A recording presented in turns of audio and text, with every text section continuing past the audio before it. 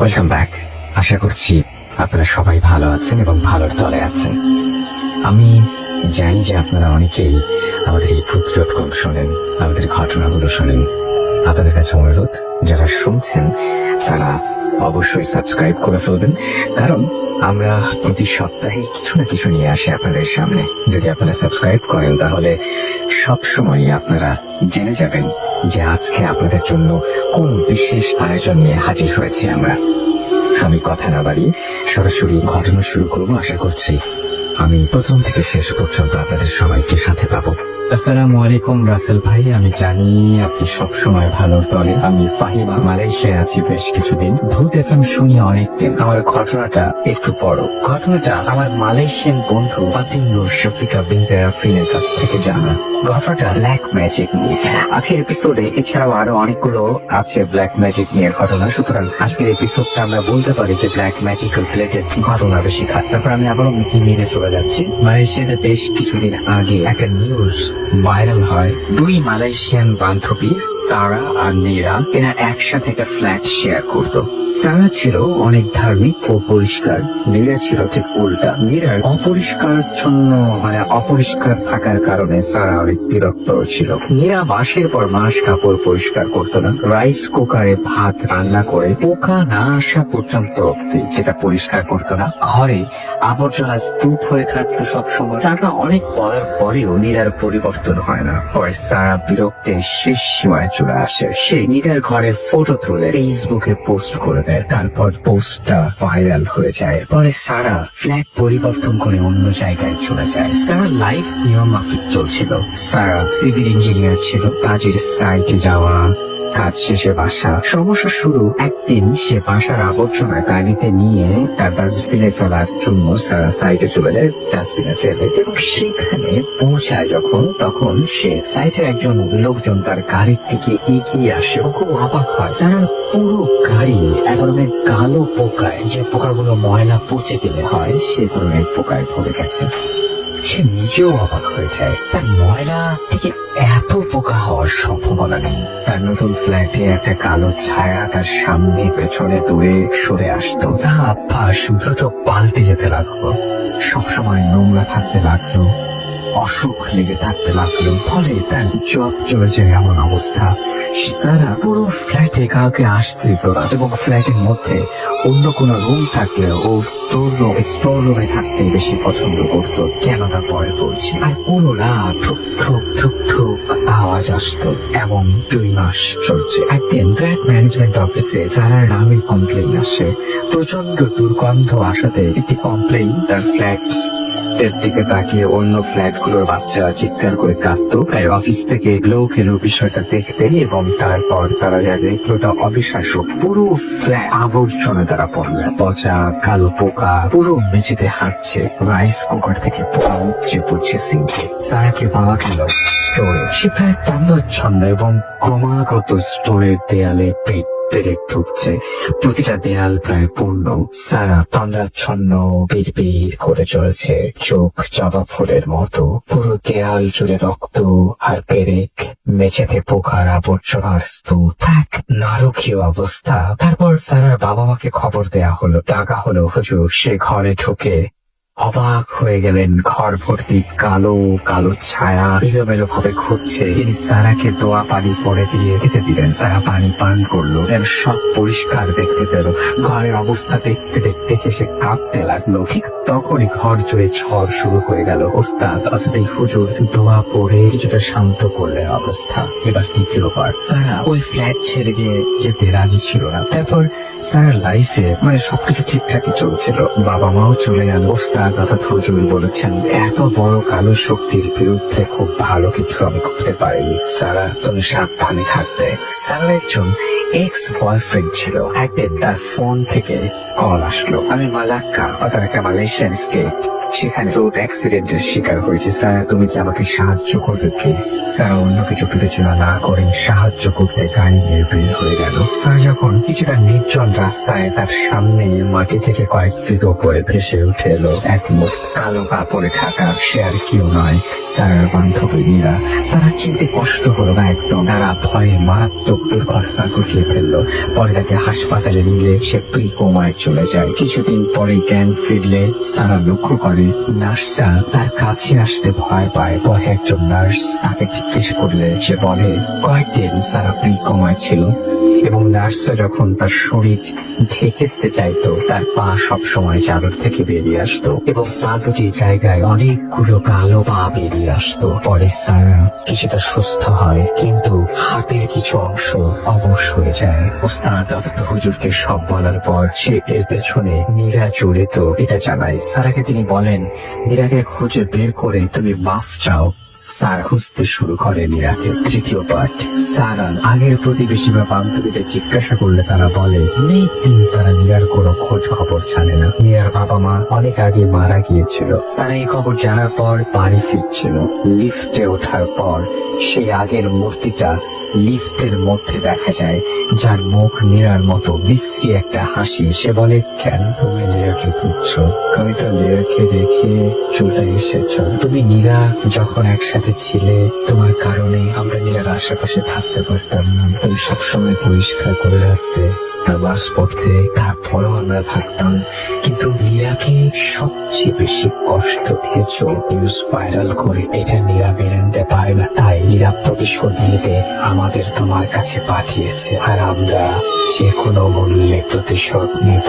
কখনো তোমাকে ছেড়ে যাব না। সারা প্রচন্ড ভয় পেলেও বলে প্লিজ আমাকে ক্ষমা করে দাও, আমার জীবন প্রায় শেষ হয়ে গেছে, আমি আমার ভুলের জন্য ক্ষমা প্রার্থনা করছি।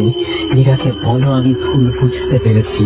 মূর্তিটি বিকট শব্দে হাসতে শুরু করে এবং বলে অসম্ভব, তোমাকে ধীরে ধীরে শেষ করতে আমাদের আশা, আমাদের থেকে মুক্তি নাই তোমার। তারপর সারা চিৎকার দিয়ে অজ্ঞান হয়ে যায়। ঘরের লোকজন তাকে লিফট থেকে উদ্ধার করে। তারা খুব একটা চলাফেরা করতে পারে না এখনো, একা থাকা সম্ভব হয় না তার পক্ষে। সে মোটামুটি প্রতিবন্ধীর মতো জীবন যাপন করতে থাকে। ব্ল্যাক ম্যাজিকের প্রভাব এখনো তার উপর আছে। পরে নীরার ব্যাপারে হুজুরকে জিজ্ঞাসা করা হলে তিনি বলেন সম্ভবত নীরা ব্ল্যাক ম্যাজিক দ্বারা সারার জীবন শেষ করতে শয়তানের কাছে নিজের জীবন উৎসর্গ করতে চেয়েছিল। তাকে দুনিয়াতে আর খুঁজে পাওয়া হয়তো সম্ভব নয়। ঘটনা সত্যি, যা এখানে খুব উত্তেজনা তৈরি করে। আমি চেষ্টা করেছি গুছিয়ে লিখতে, কতটা পেরেছি জানি না। লেখাটি পড়লে খুশি হব। ভালো থাকবেন আশা করি। ফাহিমা আক্তার এরপর তার ফোন নাম্বার শেয়ার করেছেন। মেলটি করেছেন মালয়েশিয়া থেকে। আমরা পড়ে শোনালাম এবং আশা করছি যে এই ইমেলটা আপনাদের ভালো লেগেছে এবং যদি ভালো লাগে তাহলে অবশ্যই আমাদের ফেসবুক পেজে গিয়ে সেটা লিখবেন। চলে যাচ্ছি আমাদের প্রথম অতিথির কাছে এবং আশা করছি তার ঘটনাটিও আপনাদের ভালো লাগবে। আপনার নামটা প্লিজ একটু বলবেন, আপনার ঘটনাটা পরে আমরা শুনবো এবং আশা করছি সবাই ঘটনাটি ভালো লাগবে। একটু বড় এবং আশা করছি ধৈর্য নিয়ে আপনারা শুনবেন, পুরো সময় এনজয় করবেন, সেটাই আশা করবো। যেভাবে লিখেছেন আমি সেভাবেই করছি। ইমেলটা সৌদি আরবিয়া থেকে আসা, তবে যিনি পাঠিয়েছেন তিনি সম্ভবত একজন ইন্ডিয়ান। আসসালামু আলাইকুম রাসেল ভাই, আমি সুকান্ত মাইতি সৌদি আরবিয়া থেকে। প্রথমত আপনাকে অন্তর্নিহিত অসংখ্য আন্তরিক ধন্যবাদ আমার গতবারের ঘটনাটি যোগ্য মনে করে উপস্থাপনা করার জন্য। জানি আপনি সর্বদাই ভালো দলে থাকেন। আমার এই ইমেলটি যোগ্য মনে হলে পড়ে শোনাবেন, খুশি হব। জীবনে চলার পথে নিজেদের অজান্তে আমরা শুভ অশুভ অনেক কিছু উপলব্ধি করি, কিন্তু জীবনে ব্যস্ত জীবনের জন্য তাচ্ছিল্যতায় আমরা কখনোই তার গুরুত্ব অনুভব করি না। যদি তার কোনো বাস্তবিক রূপ থাকে তবে ঠিক আছে, আর তা না হলে আমরা খুব সহজেই তাকে কুসংস্কারের মালা পরিয়ে দিই। এখন তা বিশ্বাস করা বা না করা সম্পূর্ণ আমাদের উপর নির্ভর করে। এরকমই একটা সংস্কারের সাথে জুড়ে থাকা একটা ঘটনা ঘটল। আমরা প্রায় সবাই সুতো দিয়ে লেবু লঙ্কা টাঙানোর ব্যাপারটা চাই। খারাপ অথবা অশুভ নজর থেকে বাঁচতে প্রতি সপ্তাহে একবার করে নতুন লেবু লঙ্কা টাঙাতে হয়, সে দোকান হোক বা গাড়ি বাড়ি সর্বত্রই। এখানে এই সমস্ত কথা শুধুমাত্র ঘটনার স্বার্থে বিবরণ হিসেবে তুলে ধরলাম। যাই হোক, আর মূল ঘটনায় আসছে। ঘটনাটি ঘটে আমার এক বান্ধবীর দাদা বৌদির সঙ্গে। কিছু ব্যক্তিগত কারণে আমি তাদের নাম উল্লেখ করছি না, ছদ্মনাম ব্যবহার করলাম। আমার বান্ধবী পিঙ্কি, তার বৌদি সোমা ও দাদা সুজয়। 2017 অক্টোবর। সোমা সেদিনও আনমনে অজানা চিন্তায় নিজেকে জড়িয়ে সন্ধ্যাবেলা একা ঘরে বসেছিল। তাই দেখে একমাত্র ননদ পিঙ্কি ঘরে ঢোকে। এর আগে অনেকবার বৌদির কাছে হানিমুনে ঠিক কি ঘটেছিল জানতে চেয়েছে সে, কিন্তু প্রতিবারই সোমা তাকে নানান কথায় এড়িয়ে গেছে। কিন্তু এবার সে নাছোড়বান্দা, তাই সে বাধ্য হয়ে পিঙ্কিকে হানিমুনে ঘটে যাওয়ার সমস্ত ঘটনা এক এক করে বলতে শুরু করে। এখানে ঘটনাটি পিঙ্কির কাছ থেকে শুনে আমি তার মতো করে উপস্থাপন করলাম। ঘটনার সূত্রপাত আজ থেকে প্রায় 4 বছর আগে। কলকাতার বেহালার বাসিন্দা সুজয় এর 6 মাস পর কোন রকমের পুজোর ছুটি ম্যানেজ করে 5 দিনের একটা হানিমুন প্যাকেজ বুক করে সেই সোমাকে নিয়ে বিজয়ার দিন বেরিয়ে পড়েন বকখালির উদ্দেশ্যে। এখানে বলে রাখি, বকখালি ভারতবর্ষের সুন্দরবন লাগোয়া প্রাকৃতিক সৌন্দর্যে ভরপুর এমন একটা সি বিচ, যেখানে সূর্যোদয় ও সূর্যাস্ত একই সমুদ্র সৈকতে উপভোগ করা যায়। কলকাতা থেকে মাত্র ঘন্টা 3 রাস্তা। যাই হোক, আবারও মূল ঘটনায় ফিরে আসছে। দুপুরে লাঞ্চ সেরে সুজয় ও সোমা বকখালি উদ্দেশ্যে রওনা। দুজনের মন তখন একই অনুভূতিতে বিদ্যমান। কখন তারা বকখালি পৌঁছাবে এবং হাতে হাত রেখে সন্ধ্যা লগ্নে প্রকৃতির কোলে বসে অপরূপ সূর্যাস্ত দেখতে। ঘন্টা 3 বাদে রায়চক 3 মাথার মোড় একটু জিরিয়ে নিতে আফটারনুন চায়ের জন্য সুজয় ড্রাইভারকে থামাতে পারে। তারপর চা সিগারেট শেষ করে গাড়িতে ব্যাক করে যাওয়ার সময় হঠাৎই একটা শুকনো লেবু লঙ্কার মালা উড়ে এসে গাড়ি ফ্রন্ট ক্লাসে পড়ে। ড্রাইভার সজোরে ব্রেক করেন এবং কয়েক মুহূর্ত থমকে আতঙ্কে বলে ওঠে, স্যার আজ আমি ফিরে যাই, চলুন। আজ না গেলে কি নয়? এভাবে লেবুর মালা উড়ে এসে পড়ে রাস্তা কাটলো, মনটা কেমন করছে। সুজয় এক গালে হেসে বলে উঠলো, এই জন্যই আমাদের দেশ এত পিছিয়ে। যত সব কুসংস্কার, কিচ্ছু হবে না, তুমি চলো। ড্রাইভার কিছুটা আতঙ্কিত ও ভয়ার্ত ভাবে গাড়ি স্টার্ট দিয়ে আবারও চলতে শুরু হয়। হাসতে হাসতে সোমা গাড়ি জানলা দিয়ে দেখে বাম পাশের চাকাগুলো ওই শুকনো লেবুর লঙ্কার মালার উপর দিয়ে যায়। কিন্তু তারপর যেটা ঘটে তা খুবই আশ্চর্যজনক এবং বিস্ময়কর। শুকনো লেবুগুলো থেকে কালচে লাল গাঢ় তরল বেরোতে থাকে। গাড়ির চাকায় লেগে কালো পিচের ওপর চিটচিটে লাল রক্তিম আভা দাগ তৈরি করে। সোমা আতঙ্কে আঁকড়ে ওঠে। সুজয়কে জিজ্ঞেস করলে কিছু না বলে এড়িয়ে যায়। কি বা বলবে? একজন শিক্ষিতা MBA করা মেয়ে সে। এরপর শুরু হয় প্রকৃতির আড়ালে বৈশাখী খেলা। যেতে যেতে ওরা অনুভব করে হঠাৎ চারিদিকে ঘন অন্ধকার। ড্রাইভার হেডলাইট চালাতে বাধ্য হয়। সোয়া 4টার মতো বাজে। কয়েক মুহূর্ত পর শুরু হয় আশ্চর্যের ঈশানী প্রলয়। মুহূর্তেই প্রবল ঝড় ও খানিক বাদে মুষলধারে বৃষ্টি শুরু হয়। রাস্তা কিচ্ছু দেখা যাচ্ছে না। বেগতিক দেখে ড্রাইভার গাড়ি খানিকক্ষণ থামাতে বাধ্য হয়। সুজয় এবং সোমা আফসোস করছিল সূর্যাস্ত মিস হওয়ার জন্য, কিন্তু ড্রাইভার যেন কিছু অশুভ আভাস পাচ্ছিল এবং মাঝে মাঝে ভয়ে শিউরে উঠছিল। অথচ সুজয় ও সোমা আপন খেয়ালে মুশকুল। উচ্চ শিক্ষিত যুব সমাজের কর্ণধার তারা, কি বা বুঝবে? বৃষ্টি থামতে থামতে প্রায় 7:30টার মতো বেজে যায়। ওরা আবার রওনা দেয়। কিছু দূর যাওয়ার পর সোমা আচমকা দেখে একটা সাদা কাপড় জড়ানো বয়স্ক লোক গাড়ির সামনে হঠাৎই চলে আসে।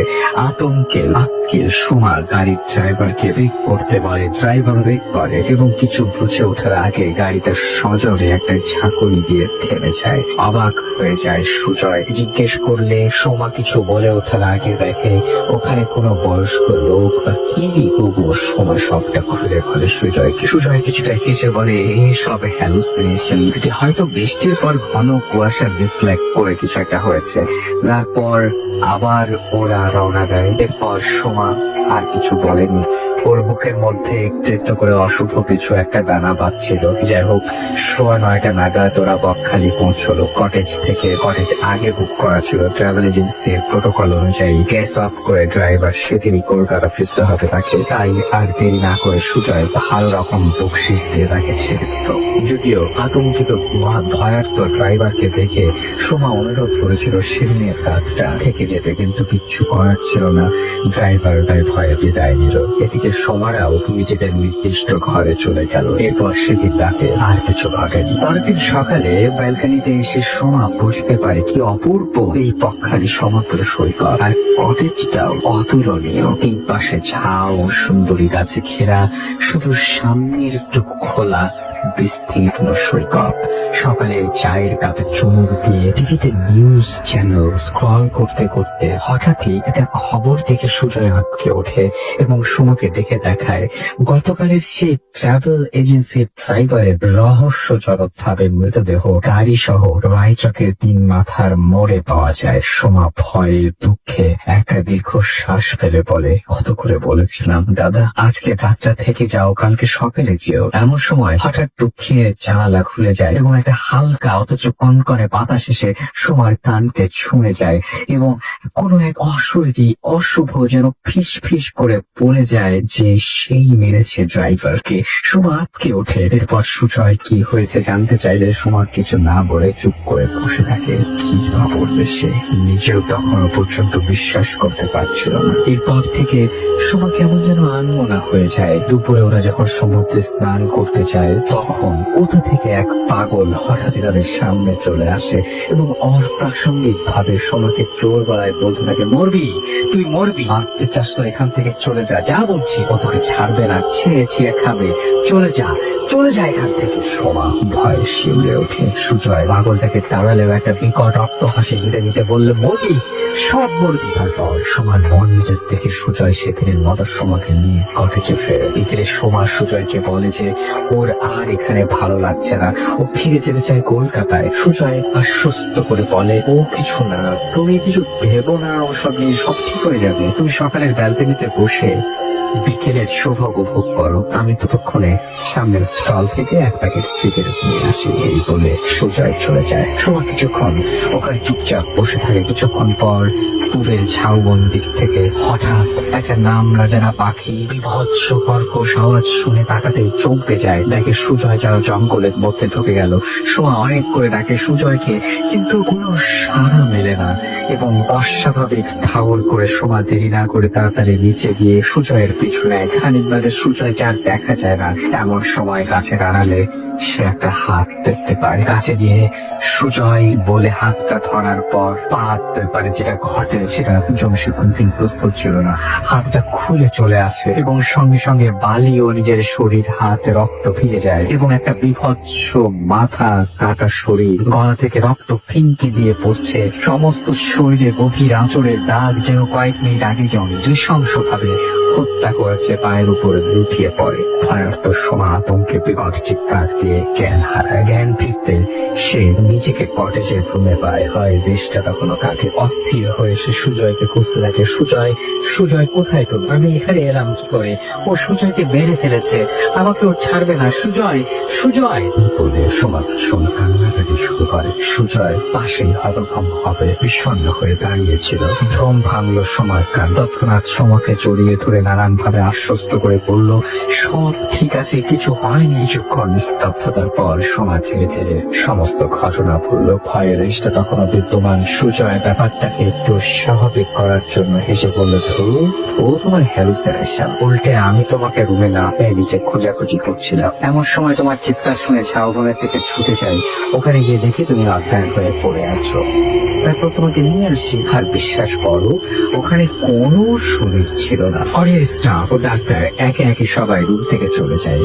সোমা তখনও বিশ্বাস করতে পারছিল না সত্যি সেটা হ্যালুসিনেশন ছিল কিনা। রাতে তেমন সে আর ডিনার করেনি এবং মনে মনে ঠিক করে যে আর না, পরের দিন সকালে ওরা কলকাতা ফিরে যাবে। এরপর থেকে নানা রকম বিচিত্র রোমহর্ষক ভয়ঙ্কর ঘটনা ঘটতে থাকে। হঠাৎই মেঝেতে পড়ে বুকে আঘাত পায় সুজয়। ভাবলো হয়তো ঘুমের ঘোরে সে পড়ে গেছে। এই বুঝি ঘড়িটা দেখে দেখে বুঝলো রাত তখন 1:15টার মতো বাজে। এমন সময় হঠাৎই ঘরের জানালার কাছে এক অশরীরী ছায়া মূর্তি দেখে সুজয় আতঙ্কে আঁতকে ওঠে। তারপর দেখতে গিয়ে দেখে জানালার কপাটগুলো সজলে বাড়ি খাচ্ছে, কিন্তু কোনো ছায়া মূর্তি নেই ওখানে। কয়েক মুহূর্ত ভয়ার্ত ভাবে থাকার পর সুজয় নিজেকে বোঝায় হয়তো তাই হ্যালুসিনেশন ছিল। তারপর জানালা বন্ধ করে আবার ঘুমোতে যায়। কিছুক্ষণ পর আবারও একইভাবে মেঝেতে পড়ে যায় সুজয়। এভাবে ভয়ে যেন আরো তাকে চাপতে হয়। নিস্তব্ধ নিশিরা। এবার সে ঠিক করে আর ডান পাশে নয়, এবার সে বেডের বাম পাশে শুয়ে যাবে। খানিক বাদে হঠাৎই সোমার চিৎকার শুনে ভয়ে বিস্ময়ে সুজয় উঠে পড়ে। তারপর নাইট ল্যাম্পের আলোয় সুজয় যা দেখে সে দেখার জন্য সে মোটেও প্রস্তুত ছিল না। সোমা ভয়ে আতঙ্কে ভীষণ ভাবে কান্না করছে। তাড়াতাড়ি তাকে কাছে নিয়ে বুকে জড়িয়ে ধরে সুজয়। টিস্যু দিয়ে তৎক্ষণাৎ তার মুখটা সাফ করে দেয়। তারপর সোমাকে কি হয়েছে জানতে চাইলে সোমা যেটা বলে এর চেয়ে ভয়ঙ্কর রোমহর্ষক বিভৎস আর কিছু হতে পারে না। সোমা বলে হঠাৎই কপালে টপ টপ করে জলের মতো কিছু একটা পড়ার অনুভব করেছে। তারপর চোখ খুলে দেখে ঠিক ওপরে ভাসমান অবস্থায় অবিকল তার মতো অথচ দীর্ঘ দিনের পচা গলা একটা পিশাচিনী মেয়ে, যার একটা চোখ আগুনের মতো জ্বলছে, তাকানো যায় না। আর এক পাশে চোখের জায়গায় কাঁচা কঙ্কাল, যেখান থেকে চুনিয়ে চুনিয়ে রক্ত পড়ছে। সুজয় একটু স্বাভাবিকের ছলে বলে, ও তোমার হ্যালুসিনেশন, একটা ঘাম ছিল, তুমি ভয় পেয়েছিলে কিনা? আচ্ছা, আমরা সকাল হলে চলে যাব। তারপর তারা কোন রকমের রাতটা কাটিয়ে সকালে কলকাতা ফিরে যাবার প্রস্তুতি নেয়। রুম থেকে বেরোনোর সময় সুজয় ডাস্টবিনে পড়ে থাকা রক্ত ভেজা টিস্যুগুলোর দিকে তাকিয়ে অন্তরের ভয় ও আতঙ্ককে চিপে একটা দীর্ঘশ্বাস ফেলে এবং বেরিয়ে যায়। এই বলে সোমা বলা শেষ করে পিঙ্কি ভয়ে ও আতঙ্কে অবস্থায় একটা দীর্ঘশ্বাস ফেলে বিছানা ছেড়ে উঠে পড়ে। ঘড়িতে তখন রাত 10টার মতো বাজে। তারপর সোমাকে বলে, বৌদি, ও বৌদি, 10টা বাজে, দাদা এক্ষুনি এসে পড়বে, চলো ডাইনিং এ যাই। বৌদি, ও বৌদি বলতে বলতে পিঙ্কি সোমার কাছে গিয়ে কাঁধে হাত রেখে এবং নাড়া দেয়। সোমা আস্তে আস্তে মুখটা ঘোরায়। তারপর যা দেখে সাথে কল্পনাও করতে পারেনি। চিৎকার দিয়ে পড়ে নিজেতে জ্ঞান হারায়। জ্ঞান ফিরতে দেখে ও বিছানায় শুয়ে। পাশে থাকা বৌদি সবাই দাঁড়িয়ে। কিছু বলার আগে সোমা বলে, কি ব্যাপার, তুমি এই রুমে কি করছো? আমরা এই মাত্র ফিরে এসে দেখি অজ্ঞান অবস্থায় মেঝেতে পড়ে আছো, কি হয়েছে? পিঙ্কি কয়েক মুহূর্তে হতবাক হয়ে চেয়ে রয়। খানিক বাদে সে বৌদিকে একা রেখে সে ঘরে আসে এবং হানিমুনে ঘটে যাওয়া ঘটনা জানতে চায়। পরে বলা শেষ হলে সে বৌদিকে ডাকে নিচে ডাইনিং এ যাবার জন্য, কিন্তু না ওঠায় বৌদির কাঁধে হাত রেখে মুখ ঘোরায়। অস্বাভাবিক ভাবে বৌদি সেখানে ছিল না, তার জায়গায় ছিল সেই পিশাচিনী মেয়েটা এখানে বসেছিল। সুজয় একটা দীর্ঘশ্বাস ফেলে বলে, সেদিনের পর থেকে তেমন কোনো ঘটনা ঘটেনি বলে আমি আর ওঝা কবিরাজের কাছে যাই। তবে রাতে আমি যখনই বিছানায় ডান পাশে ঘুমাতাম তখনই সোমা উগ্রভাবে রেগে আমাকে বিছানা থেকে ফেলে দিত। যবে থেকে বাম পাশে ঘুমাতে শুরু করে আর কিছু ঘটে, কিন্তু এখন দেখছি। এই বলে সুজয় থেমে যায় এবং সোমাও বলে যে সুজয় তো শপিং এ ছিল, সেই বকখালি থেকে আসার পর সে তেমন কিছু দেখেন। এরপর সুজয় সিদ্ধান্ত নেয় আর নয়, ওরা কোনো ওঝা বা কবিরাজের কাছে যাবে। এখন সোমা, সুজয়, পিঙ্কি খুশিতে আছে। আর কোনো ঘটনা ঘটেনি। ওঝার দেয়া তাবিজ ওরা এখনো পড়ে। তবে ঘটনার উৎস জানতে চাইলে ওঝা বলেছিল ওই লেবু লঙ্কার মালা কোনো সাধারণ মালা ছিল না, কোনো এক অশরীরী পিশাচিনী কুঞ্জর থেকে কুঞ্জরের মালা ছিল। এবং উচ্চশিক্ষিত সুজয় সোমা তোয়াক্কা করেনি কুসংস্কার বলে, তাই এই ফল ভোগ করতে হয়েছে। আমার ধন্যবাদ এই এত বড় ঘটনাটি যোগ্য মনে করে উপস্থাপন করার জন্য। আমার দেশের বাড়ির ঠিকানা দেশ ভারতবর্ষ, রাজ্য পশ্চিমবঙ্গ, জেলা পশ্চিম মেদিনীপুর, থানা বেলদা, গ্রাম চড়াই গ্রাম। এই ছিল ঘটনা আমার মধ্যে। তো যাই হোক, যেভাবে লিখেছেন আমি সেভাবেই পড়ছি। আজ আমি যে ঘটনাটি শেয়ার করব সেটি 1992 সালের এবং ঘটনাটি আমার নানার মুখে শুনেছি। বলে রাখা ভালো, আমার নানা একজন পরহেজগার মানুষ ছিলেন এবং তিনি মসজিদে ইমামতি করতেন। একজন আলেম হওয়ার সুবাদে তার অসংখ্য আলেম ওলামার সাথে পরিচয় ছিল। এমনই একজন আলেম হলেন ওমর আলী। ওমর আলী একজন অনেক বড় মাপের আলেম। তৎকালীন বগুড়া জেলার সোনাতলা উপজেলায় তার অনেক খ্যাতি ছিল। প্রায় পুরো সোনাতলা থানার লোক তাকে ওমর আলী হুজুর নামে চিনত। তিনি জিন আসরকারী ব্যক্তিদের জিন ছাড়ানো, বাড়ি বন্ধ, জিনকে বশ করা সহ এই ধরনের কাজে বেশ পারদর্শী ছিলেন, তাই পুরো সোনাতলা উপজেলা জুড়ে তার অনেক কদর ছিল। আর সাধারণত তিনি তার এই কাজগুলো রাতে করতেন, তাই তার লাইফেও ঘটে যায় অসংখ্য রকমের ভয়ঙ্কর ঘটনা। তার মধ্যে একটি ঘটনা আমার নানা আমাদেরকে প্রায়শই শোনাতো। সেই ঘটনাটি আমি আজ শেয়ার করব। 1992 সালে তৎকালীন সোনাতলা থানায় কর্মরত এক পুলিশ কনস্টেবল সোনাতলা থানার পাশে বাসা ভাড়া নিয়ে থাকত। তার 16 বছরের একটি মেয়ে ছিল। মেয়েটির উপরে জিন আসর করেছিল। জিন আসর করার পর সময় মেয়েটি ছটফট করত, উচ্চ শব্দে কর্কশ হাসি দিত, বাড়ি থেকে বের হয়ে দৌড় দিত, নিজের চুল নিজেই কেটে ফেলত। এরকম আরো নানা রকম ঘটনা ঘটতো তার সাথে। আশেপাশে অনেক হুজুর তাবিজ পানি পড়া দিয়েও জিন ছাড়াতে পারেননি। একদিন সকালবেলা হঠাৎই তার কথা বলা বন্ধ হয়ে যায়। মেয়েটি শত চেষ্টার পরেও আর কথা বলতে পারছিল না। সেদিন সারাদিন সে ওইভাবে শুয়েছিল। সন্ধ্যার পরপরই মেয়েটি একা একা বাথরুমে যায়। বাথরুম থেকে বের হওয়ার পর সে অতি উচ্চ স্বরে চিৎকার দিয়ে ওঠে এবং ওখানে অজ্ঞান হয়ে পড়ে যায়। জ্ঞান ফেরার পর সে লাফ দিয়ে ওঠে এবং বাড়ির মূল দরজাটি খুলে বাইরে যাওয়ার চেষ্টা করে। তাকে তার বাবা মা সহ আরো 2-3 জন প্রতিবেশী বাধা দেওয়ার চেষ্টা করে, কিন্তু তার শক্তিতে কেউ পেরে উঠছিল না। তারপর হঠাৎ করে মেয়েটি তার ইচ্ছায় বিছানায় এসে শুয়ে পড়ে। সেদিন রাতে আর কিছু ঘটে না। মেয়েটির এই অবস্থা দেখে প্রতিবেশী মেয়েটির বাবাকে ওমর আলী হুজুরের কাছে নিয়ে এসে জিন ছাড়ার কথা বলে। পরদিন সকালবেলায় মেয়েটির বাবা ওমর আলী হুজুরের কাছে যান এবং উল্লেখ্য যে সোনাতলা উপজেলার সদর থেকে ওমর আলী হুজুরের বাড়ি প্রায় 10 কিলোমিটার পথ। ওমর আলী হুজুরকে এ বিষয়ে জানানোর পর জানান তিনি এশার নামাজ পড়ে রওনা হবেন। এই আশ্বাস দিয়ে রাতে এশার নামাজের পরে ওমর আলী হুজুর তার সাইকেল নিয়ে রওনা হন। সময়টা শীতকাল ছিল, তাই এশার আজান একটু আগে ভাগে যেত। কনস্টেবল সাহেব তার বাড়িতে পৌঁছানোর পর ওমর আলী হুজুর মেয়েটিকে নিয়ে বসেন। সেখানে তার মা বাবা সহ আরো কয়েকজন প্রতিবেশী ছিলেন। ওমর আলী হুজুর মেয়েটিকে একটা প্রশ্ন করেন। প্রশ্নগুলো এরকম ছিল: তোমার নাম কি, তোমার বাবার নাম কি, তোমার মাতার নাম কি? মেয়েটি বারবার প্রশ্নগুলো জিজ্ঞেস করা সত্ত্বেও কোনো উত্তর দিতে পারে না, কারণ 2 দিন যাবৎ মেয়েটির জবান বন্ধ ছিল। মেয়েটি কোনো কথা বলতে পারছিল না। এবার ওমর আলী হুজুর মেয়েটিকে সূরা ইখলাস এবং সূরা ফাতিহা পাঠ করতে বলে এবং বলে, তোমার কণ্ঠে না বের হলে তোমাকে এই সূরাগুলো পাঠ করতে হবে। মেয়েটি কষ্ট করে মুখ নাড়িয়ে নাড়িয়ে সূরাগুলো পাঠ করছিল। মেয়েটি খুব কষ্ট হচ্ছিল এবং সূরা পাঠ করতে করতে সে বারবার থেমে যাচ্ছিল এবং কেঁদে ফেলছিল। এক পর্যায়ে মেয়েটি 2টি সূরা পড়াই সম্পন্ন করে ফেলে। এবার ওমর আলী হুজুর জিন হাজির করার জন্য চেষ্টা করেন। অনেক কিছু করার পরও জিন হাজির করতে পারেন না। এরপর ওমর আলী হুজুর বলেন যে আপনার মেয়ের ওপর একটা খারাপ জিন ভর করেছে। আমার জীবনে জিন হাজির করতে কখনো এতটা কষ্ট করা লাগেনি। আজ অনেক রাত হয়ে গেছে, তাই আজ আর চেষ্টা করব না। আগামীকাল রাতে আবারও আসবো, আর আগামীকাল জিন হাজির করার সময় যা যা লাগবে তার সবকিছু রেডি রাখতে হবে। তারপর মেয়েটির জন্য তিনি পানি পড়া দেন এবং রাতে ঘুমানোর আগে পানি পড়া খেয়ে মেয়েটিকে ঘুমাতে বলেন। তারপর তিনি সাইকেল নিয়ে রওনা হন। বাড়ির পথে দুর্ভাগ্যবশত সেদিন তাড়াহুড়োয় হুজুর তাদের বাড়ি বন্ধ করতে ভুলে যান। বাড়ি ফেরার পথে রাস্তায় তার সামনে পরে বেশ কয়েকটি কুকুরগুলো আকার স্বাভাবিক কুকুরের তুলনায় বেশ বড় ছিল এবং রাতের বেলা যদি কোনো কুকুর কোনো মানুষকে দেখে ঘেউ ঘেউ করে ওঠে, কিন্তু এই ক্ষেত্রে কুকুরগুলো ব্যতিক্রম ধর্মী ছিল।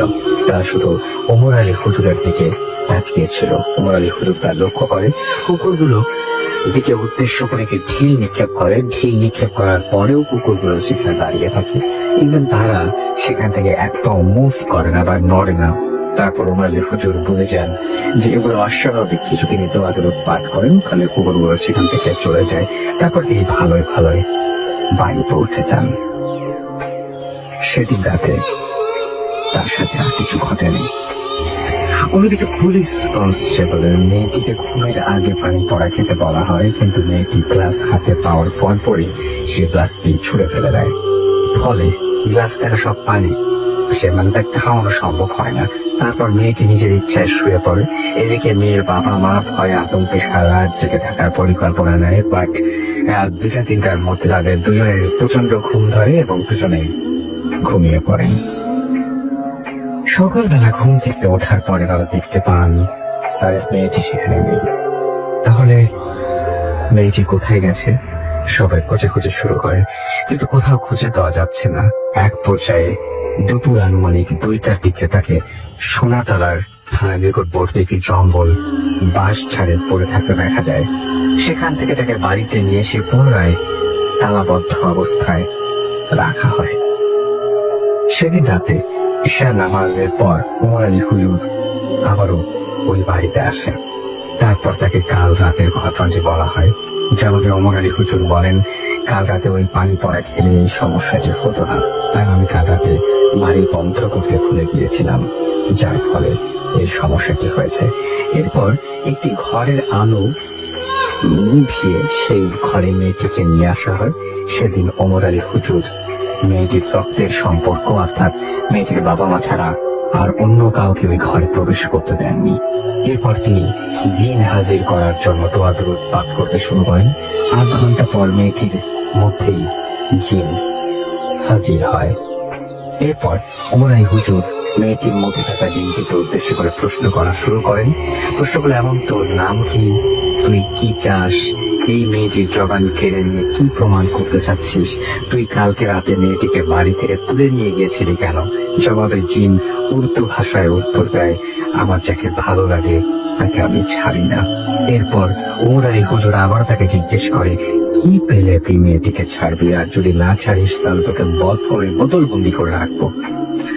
জবাবে জিন বলে তাকে অনেকগুলি রুটি এবং মাংস দিতে হবে। জিনের কথা মতো তাকে 1 বাটি গরুর মাংস এবং রুটি দেওয়া হয়, কারণ ওমর আলী হুজুর আগে থেকেই মেয়েটির ভিতরে থাকা জিনটি এবং আগে থেকেই তার বাবাকে এগুলোর ব্যবস্থা করতে বলেছিলেন।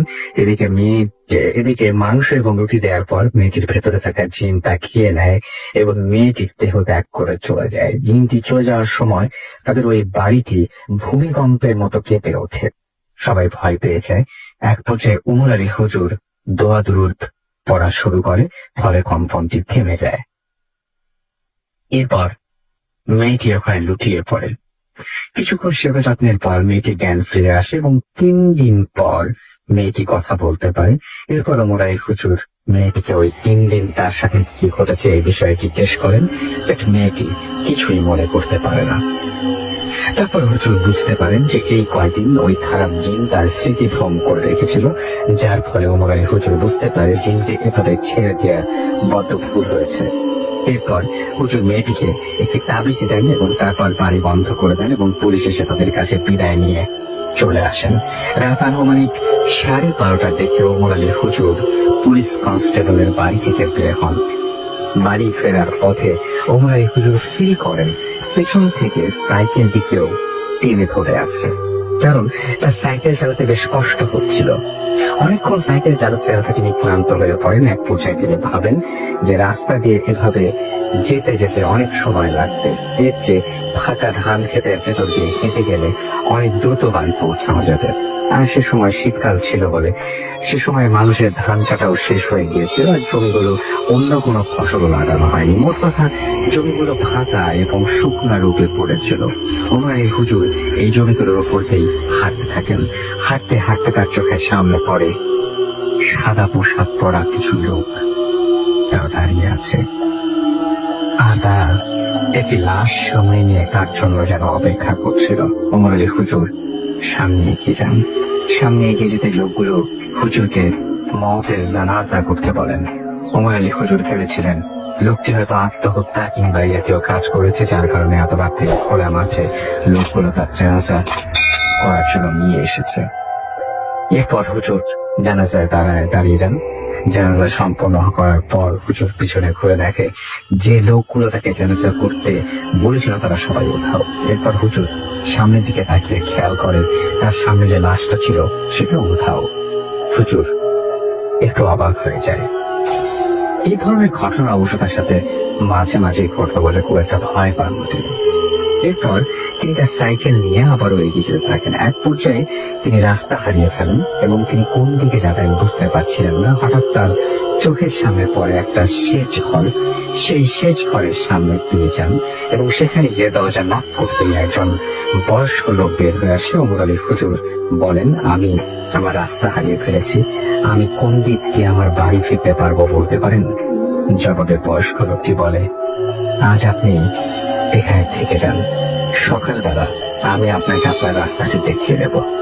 বয়স্ক লোকটির কথা শুনে ওমর আলী হুজুর সেখানেই ঘুমিয়ে পড়েন, কারণ তিনি খানিকটা ক্লান্ত হয়ে পড়েছিলেন। পরদিন সকালবেলায় তিনি ঘুম থেকে উঠে দেখেন তিনি একটি ধান ক্ষেতের হালের উপর শুয়ে আছেন। চারিদিক শুধুই ধান ক্ষেত। আর গতকাল রাতে যা ছিল তার সাথে আজকের সকালের কোনো মিল নেই। গতকাল রাতে জমিগুলো ছিল শুকনা, আজকে জমিগুলো পানিতে থই থই করছে। কোথায় গেল কালকে রাতের সেই সেচ ঘর? আর কোথায় গেল সেই বয়স্ক লোকটা? কোথায় গেল তার সাইকেল? এগুলো ভাবতে ভাবতে তিনি অবাক হন। এক পর্যায়ে জমির সীমানার রাস্তা ধরে তিনি মূল সড়কে আসেন। তারপর বাড়ির দিকে রওনা হন। রাস্তায় তার অনেক মানুষের সাথে দেখা হয়। সবাই তাকে জিজ্ঞেস করে, হুজুর আপনি এতদিন কোথায় ছিলেন? তিনি মানুষের প্রশ্নগুলো শুনে অবাক হন, বাট সবার প্রশ্ন তিনি কৌশলে এড়িয়ে যান। কিছুক্ষণের মধ্যে তিনি বাড়িতে এসে পৌঁছান। বাড়িতে ফেরার সঙ্গে সঙ্গে তার সহধর্মিনী তাকে বলে যে এই 6 মাস আপনি কোথায় ছিলেন? একটা জায়গায় আমরা আপনার সাইকেল শুধু পেয়েছি, আর আপনার অন্য কোনো চিহ্ন সেখানে ছিল না। আমরা ভেবেছিলাম আপনাকে হয়তো কেউ মেরে ফেলেছে।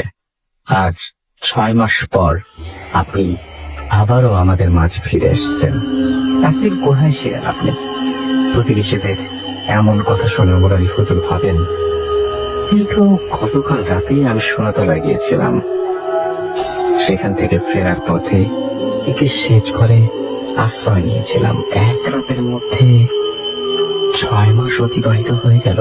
কিন্তু কিভাবে? এই ছিল ঘটনা। ভালো লাগে পড়ে শোনাবেন। তো আমার কাছে একটা ইমেল আছে, সেই ইমেলটা আমি পড়ছি, যেভাবে লিখেছেন সেভাবেই পড়ছি। আসসালামু আলাইকুম রাসেল ভাই, আমার নাম মারুফ। আমি জানি আপনি ভালো আছেন। আমার বাড়ি ইন্ডিয়ার পশ্চিমবঙ্গ মুর্শিদাবাদে। মানুষের জীবনে অনেক কিছুই ঘটে যায় যা কখনো সে আশা করে না। আমার সাথেও তেমনি একটি জিনিস ঘটে গেছে। ঘটনা বিশ্বাস করা না করা এটা আপনাদের ব্যাপার। আসলে যার সাথে ঘটে সেই বোঝে। যতটা সম্ভব গুছিয়ে লেখার চেষ্টা করলাম। আমার বয়স 17 বছর। ক্রিকেট খেলতে খুব ভালোবাসি এবং খুব ভালো ক্রিকেট খেলি, তাই আমাকে অনেক দূর থেকে খেলতে ডাকে। এমনি একদিন আমাকে আমার এক বন্ধু বহরমপুর থেকে খেলতে ডাকে। আমার বাড়ি থেকে 50 কিলোমিটার দূরে। খেলা শেষ হতে 6টা বেজে যায়। অনেক দূরের রাস্তা, তাই আমাকে থেকে যেতে বলে, কিন্তু আমি রাজি হই না। বাসে করে বাড়ির উদ্দেশ্যে রওনা দিই। সময়টা ছিল 4টা। শীতের রাত হওয়ার জন্য তেমন কেউ বসে ছিল না। কিছুক্ষণ পর পর যেসব যাত্রী ছিল তারাও নেমে যায়। বাসে শুধু আমি। রাত তখন 10টা। বাসের কন্ডাক্টর আমায় বলে, তোমার স্টপেজ চলে এসেছে। বাস থেকে নামার পর আমি বুঝতে পারি যে আমি ভুল জায়গায় চলে এসেছি। আমি জায়গাটা চিনতে পারি না। এমন অবস্থায় দেখি আমার ফোনের নেটওয়ার্ক নেই। অনেক কিছু ভাবার পরে আমি হাঁটতে শুরু করি। কিছুক্ষণ পর আমি দেখি যে দূরে একটা লরি আসছে। আমি লরিটির কাছে যাই, সাহায্য পাওয়ার আশায় হাত তুলবো। এমন সময় হঠাৎ একটি বৃদ্ধ কোথা থেকে এসে লরির সামনে চলে যায় আর লরি তাকে পিষে দিয়ে চলে যায়। আমি তাড়াতাড়ি সেই বৃদ্ধের কাছে যাই, কিন্তু গিয়ে দেখি সেখানে কিছুই নেই, এক ফোঁটা রক্তও নেই। আমি নিজের চোখে বিশ্বাস করতে পারছিলাম না। আমি যা দেখছিলাম সেটা কি? আমি তাড়াতাড়ি সেখানে দৌড়ে পালিয়ে যাই। এমন সময় সামনে একটি বাড়ি দেখতে পাই। আমি ভাবলাম যে আজ রাতে সেই বাড়িতে গিয়ে সাহায্য চাইবো থাকার জন্য। বাড়ি গিয়ে ডাকতেই যেটা দেখলাম সেটা দেখার জন্য আমি প্রস্তুত ছিলাম না। আমি দেখলাম যে সেই বৃদ্ধ লোকটি দরজা খুলে আমাকে ডেকে বিকট ভাবে হাসছে। এই হাসি আমি আগে কখনো শুনিনি। আমি কোন রকমে নিজেকে সামলে নিয়ে দৌড় দিলাম। দৌড়ানোর সময় আমি শুনতে পাই পেছন থেকে কেউ বলছে, পালিয়ে যাবি কোথায়? হঠাৎ সামনে দেখি সেই বৃদ্ধ লোকটি আমার আমার থেকে 20 হাত দূরে দাঁড়িয়ে, তার চোখগুলো আগুনের মতো জ্বলছে।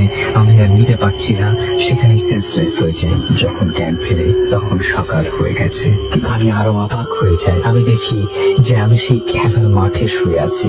এটা কিভাবে সম্ভব আমি বুঝতে পারছিলাম না। আমি সেখান থেকে তাড়াতাড়ি বাড়ি চলে আসি, মা বাবাকে কিছু বলি না। যাই হোক, ঘটনাটা এখানে শেষ হলে ভালো হতো, কিন্তু আমার জন্য আরো খারাপ কিছু যে অপেক্ষা করছিল তা আমি বুঝতে পারিনি। সেই দিন রাতে আমি ঘুমিয়ে আছি, স্বপ্নে দেখি সেই বৃদ্ধ লোকটি কিছু একটা খাচ্ছে।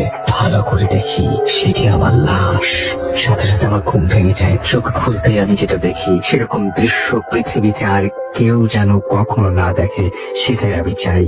আমি চোখ খুলতেই দেখি আমার ঠিক ওপরে, এক হাত ওপরে সেই বৃদ্ধ লোকটি বাতাসে ভাসছে, তার মুখে রক্ত লেগে আছে। আমি আর নিতে পারছিলাম না, একটা জোরে চিৎকার দিয়ে অজ্ঞান হয়ে যাই। সকালে চোখ খুলতেই দেখি পাশে মা বাবা বসে আছে। তারপরে আমি তাদের সব খুলে বলি। তারা সেই দিন আমাকে একজন বড় হুজুরের কাছে নিয়ে যান। হুজুর আমাকে দেখেই বলে দেন, এই জিনিস কোথা থেকে জোটালি? তারপর খুব খারাপ ছায়ার প্রভাব পড়েছে। তিনি আমাকে তাবিজ দেন, আমার বাড়ি বন্ধ করে দেন। তারপর থেকে আমি তেমন কিছু আর দেখিনি, কিন্তু এখনো আমি মাঝে মাঝে স্বপ্নে সেই বৃদ্ধকে দেখতে পাই। এই ছিল আমার জীবনের সত্য ঘটনা। আমি শুনলাম, আমরা ঘটনাটা শুনলাম, এবং এই ঘটনাটা খুবই অদ্ভুত একটা ঘটনা। যে ঘটনাটাতে ইমেল তো যেভাবে লিখেছেন আমি সেভাবে লিখছি যে, রাসূল ভাই আসসালামু আলাইকুম, আশা করি ভালো আছেন, কারণ আমি জানি আপনি সবসময় ভালোর দলে। আমি আরিফ, এটা তার ছদ্মনাম, এবং তিনি বলছেন যে পেশাগত কারণে আমার নাম আমি প্রকাশ করছি না। সিরাজগঞ্জ জেলার বেলকুচি থানার অন্তর্গত জামতুল গ্রাম থেকে লিখছি। ভূত এফএমের আমি একজন একনিষ্ঠ শ্রোতা। মোবাইল অ্যাপ দিয়ে প্রতি শুক্রবার নিয়মিত রাত জেগে ভূত এফএম শুনতে পারি না, তবে মাঝে মাঝেই ভূত এফএম তিনি শোনেন, যেভাবে হোক না কেন। এবং ভূত এফএম শুরু থেকে নিয়ে গত সপ্তাহ পর্যন্ত প্রতিটি এপিসোডই আমি শুনেছি, প্রশংসা না করে পারছি না। আমার মনে হয় শুধু বাংলাদেশ নয়, সারা পৃথিবীতে কোনো রেডিওতে এরকম ভালো ব্যতিক্রমী অনুষ্ঠান প্রচার করা হয় না। আমি জীবনে আমার সাথে ঘটে যাওয়া 3টি ঘটনার মধ্যে প্রথমটি আজ শেয়ার করছি, ভালো লাগলে পড়ে শোনাবে। গত 1996 সালের একটি ঘটনা। তখন ছিল শীতকাল। আমি ও আমার 2 বন্ধু রাশেদ এবং রুবেল, দুটোই ছদ্মনাম, 3 জন মিলে সিদ্ধান্ত নেই যে পরের দিন আমাদের গ্রাম থেকে 3 গ্রাম দূরে দৌলতপুরে রাতে যাত্রাপালা দেখতে যাব। সিদ্ধান্ত হয় রাত 8:30টার মধ্যে খেয়ে দিয়ে যার যার বাড়িতে কাচারি ঘরে শুয়ে পড়বো, এবং রাত 9:30টার সময় মজনুর দোকানের সামনে গিয়ে এক হবে এবং সেখান থেকে যাত্রা শুরু করব। সিদ্ধান্ত মোতাবেক পরের দিন রাত্রি 9:30টার মধ্যে আমি মজনুর দোকানের সামনে যাই এবং দেখতে পাই রুবেল দোকানের সামনে পাশের মাচানে বসে আছে, এবং ওকে জিজ্ঞাসা করলাম রাশেদ আছেন? ও ঘাড় নেড়ে বলল না, মজনুর দোকান বন্ধ, শীতের রাত, তাই হয়তো দোকান তাড়াতাড়ি বন্ধ করে মজনু বাড়িতে চলে গেছে। একটু পর রাশেদ আসলো। আমরা 3 জন মিলে পায়ে হেঁটে রওনা দিই, কারণ আমরা যে পথে যাব সে পথে ভ্যান, রিক্সা, অন্য কোনো যানবাহন যাওয়ার কোনো উপায় নেই। অন্য রাস্তা দিয়ে ভ্যান, রিক্সা যাওয়া যেত, কিন্তু সেটা ছিল অনেক দূরের পথ, এবং তখন এখনকার মতো এত ভ্যান, রিক্সা বা সিএনজি ছিল না। প্রায় 1 ঘন্টা হাঁটার পর আমরা আমাদের গন্তব্যে পৌঁছাই। যথারীতি টিকিট কেটে রাত 11টায় যাত্রা দেখা শুরু করি। মনে রাখছি যে ইতোপূর্বে আমরা 3 জনের কেউ কোনদিন যাত্রা দেখিনি। প্রায় 1.5 ঘন্টার মতো হবে যাত্রা দেখার পর আমাদের 3 জনেরই যাত্রা পালাটি ভালো লাগছিল না, তাই আমরা সিদ্ধান্ত নিই বাড়ি ফিরে যাব। যে কথা সে কাজ। তখন প্রায় রাত্রি 12:50 হবে। আমরা পায়ে হেঁটে বাড়ির উদ্দেশ্যে রওনা দিই। চীনা রাস্তা দিয়ে নিজের গ্রামের দিকে আসছিলাম। রাত্রি ছিল কুয়াশায় ঢাকা। হাঁটতে হাঁটতে কান্দাপাড়া নামে একটি গ্রামে আসি। সেখানে রাস্তার পাশে একটি কালী মন্দির ছিল। হঠাৎ মন্দিরটির দিকে চোখ পড়তেই দেখি 2টি বড় সাপ মন্দিরের বাইরে ফনা তুলে আমাদের দিকে তাকিয়ে আছে। রাশেদ সাপ দুটিকে দেখে মারার জন্য লাঠি খুঁজতে লাগলো, এবং সাথে আমরাও লাঠি খোঁজ করতে থাকি, কিন্তু আশেপাশে তেমন কোনো শক্ত লাঠি পাইনি। তাই রাশেদ রেগে গিয়ে সাপ দুটির দিকে কিছু একটা ঢিল দিয়ে ছুঁড়ে মারে। সাপ দুটি চোখের পলকে হারিয়ে যায়। আশেপাশে ভালো করে দেখেও খুঁজে পাওয়া যায় না। দেরি করে আমরা আবার বাড়ির দিকে হাঁটতে শুরু করি। কিছুক্ষণ হাঁটার পর রাস্তার পাশে একটি আম গাছের ডাল দেখতে পাই। লেজ দিয়ে ডালে পেঁচিয়ে ধরে মাথার নিচে দিক দিয়ে সেখানে শত শত সাপ ঝুলে আছে। আমরা ভয়ে এক পা সামনে না গিয়ে পেছনে ফিরতে শুরু করি। তখন আমরা বুঝতে পারি এটা কোনো সাধারণ ঘটনা নয়, এটা অন্য কিছু। পিছনে ফিরতে শুরু করতেই দেখতে পাই রাস্তার মাঝখানে দুটি সাপ হাত তুলে দাঁড়িয়ে আছে। এ বাড়ির দিকে দৌড়তেই কিছুক্ষণ দৌড়ানোর পর দেখতে পাই আমরা যে রাস্তায় ছিলাম সেই রাস্তাতেই, সেই আম গাছের নিচেই আমরা আবার দৌড়তে দেখি সেই একই রাস্তার মাঝখানে দুটি সাপ ফনা তুলে আছে। আবার সেখান থেকে দৌড় দিব এবং সেখান থেকে দৌড় দেওয়ার পরে পালানোর চেষ্টা করতে দেখি যে আমরা আম গাছের নিচে। এভাবে সারা রাত কতবার দৌড়েছি জানি না। যখন জ্ঞান হারিয়ে ফেলি তখনও বুঝতে পারিনি কিভাবে হলো। জ্ঞান ফিরতে দেখি জলাভূমির মাঝে মাটির ওপর পড়ে আছি। তখন সকাল হয়ে গেছে, শীতের সকাল। তাই আশেপাশে কোনো মানুষজনকে পাচ্ছিলাম না। কোনো রকমে উঠে দাঁড়ায় হাঁটতে পারছিলাম না।